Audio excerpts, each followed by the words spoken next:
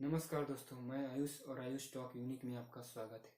दोस्तों, आज 29 जनवरी 2025 यानी कि मौनी अमावस्या के दिन प्रयागराज के इस महाकुंभ में मौनी स्नान करने के लिए करोड़ों श्रद्धालुओं की भीड़ उमड़ी हुई थी। लेकिन इस भीड़ में कुछ ऐसी चीजें हो जाती है जो कभी किसी ने कल्पना भी नहीं की होगी। इस भीड़ में भगदड़ मच जाती है। रात्रि के 1 से 2 बजे के बीच भगदड़ मच जाती है, जिसमें कई लोगों की जाने की खबरें आई है। और यूपी सरकार ने अब तक लगभग 30 लोगों की चले जाने की खबरें दी है और कई लोगों का ट्रीटमेंट जो अभी जारी है। तो दोस्तों, ये हादसे आज पहली बार नहीं हो रहे हैं। अगर हम इतिहास के पन्नों में देखें तो 1954 में जब स्वतंत्र भारत में पहली बार कुंभ मेले का आयोजन किया गया था, तो उसमें एक ऐसी भगदड़ मच जाने की वजह से लगभग 800 लोगों की जान चली गई थी।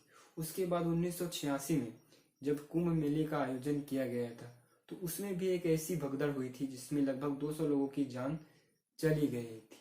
उसके बाद अगर हम बात करें 2003 में नासिक में भी ऐसी एक घटना हुई थी।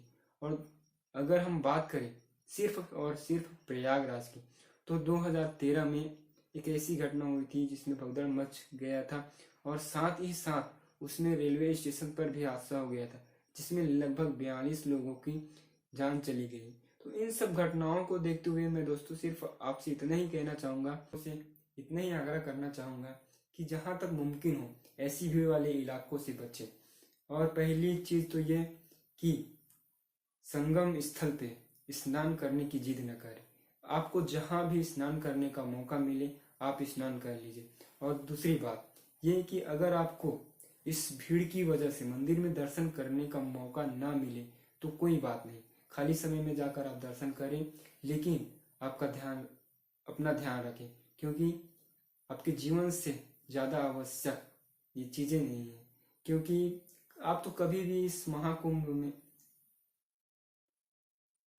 आप कभी भी यहाँ पर आकर स्नान कर सकते। जरूरी नहीं है कि आप महाकुंभ में ही स्नान करें। धन्यवाद।